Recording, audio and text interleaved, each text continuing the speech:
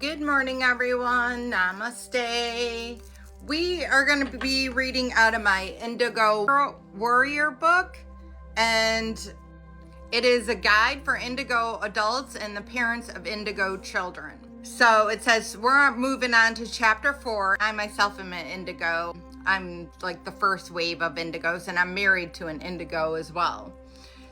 Chapter 4 is Portrait of an Indigo. It says Indigo Child.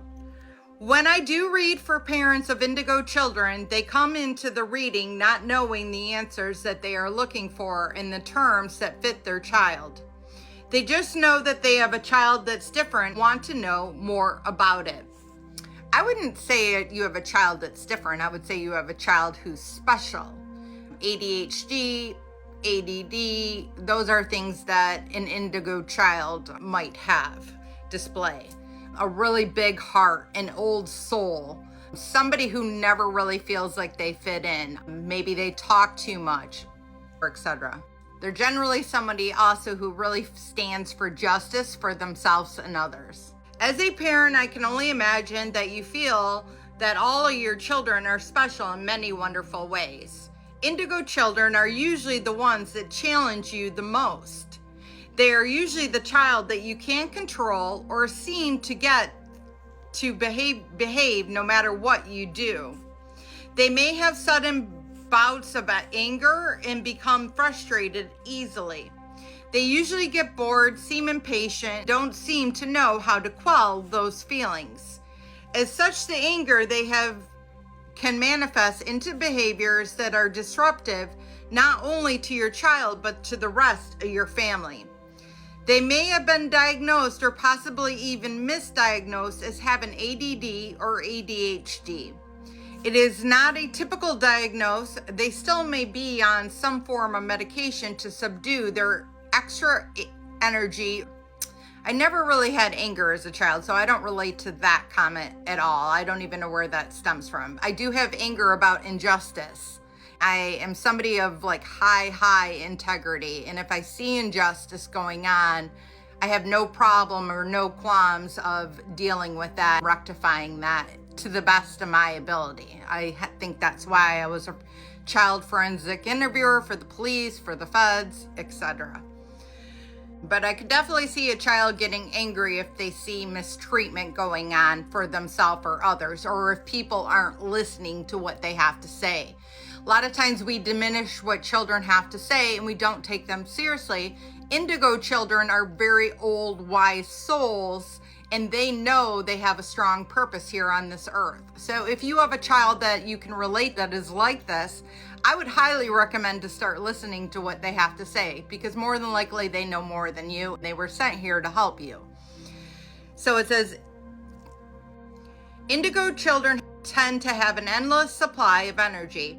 It can be a good thing, but it can also be highly frustrating for a parent when a child never settles down. I definitely never settled down. I got all A's in school and C minuses in conduct. So they are born with a knowing that they have a higher purpose, and I believe that knowing is within their soul and manifests as endless energy.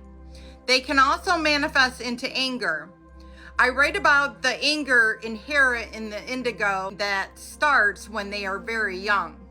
My best friend's daughter had an endless energy. I know that my friend and her husband were great parents. There were no other children in the home to upset the child, but the parents did not understand why she always seemed so angry. One night, my friend told me that her 10-year-old daughter had publicly called the other child, I don't even like this word, but it says stupid, and they had punished her as a result. At that moment, the Indigo within me regressed to my own similar childhood moment, where a child I felt unjustly was punished. It may have been appropriate for the girl to call the other child that name, but as an Indigo speaks his or her truth, that probably is her truth at the moment she said it. She could have said it a bit better. In hearing that, I felt that I had been the story of my life as I was growing up.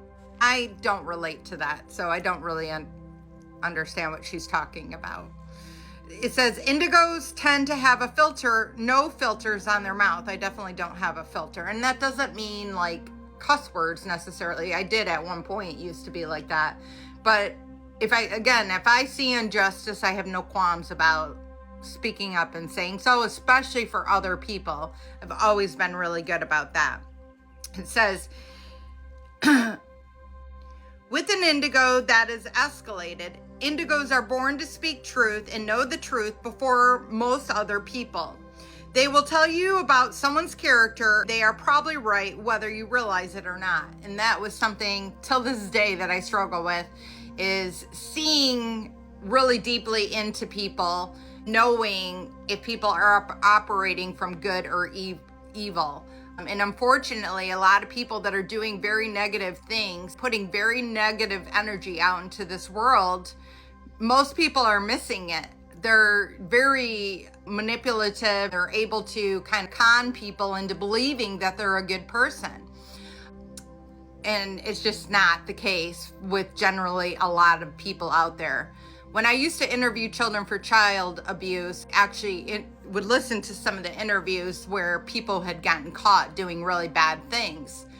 And one of the things that was like a red flag to me, and it will be the rest of the way going forward in my life, they said that, whatever the parent needed me to be is what I was. If the parent needed me to be a saint, I was a saint. If the parent needed me to come over and cut their grass, I came over and cut their grass. So a lot of love bombing goes on. People get very manipulated by this because they believe that this person's a good person. Look at how he comes over and cuts my grass. He's always helping Tommy out. And then meanwhile, Tommy's starting to act out of nowhere. And that is just amongst many of the things that I've seen where people pretend to be someone that they're really not. Kind of pull the wool over everyone's eyes as a result of it. So really start to question if you ever were to see somebody love bombing you, especially in any sort of child's life. If you're dating somebody and the person you're dating all of a sudden starts love bombing you or love bombing your child, a red flag should be going up. That's not authentic. There are really nice people out there, but they're not going to be love bombing. Love bombing is just really, they like everything that you like. They're taking you everywhere you want to go. They're buying you things. They're showering you. And then it starts, nobody loves you as much as I love you. That's when things start to turn and twist. So I hope this helps. I love you all. Have a blessed day and namaste.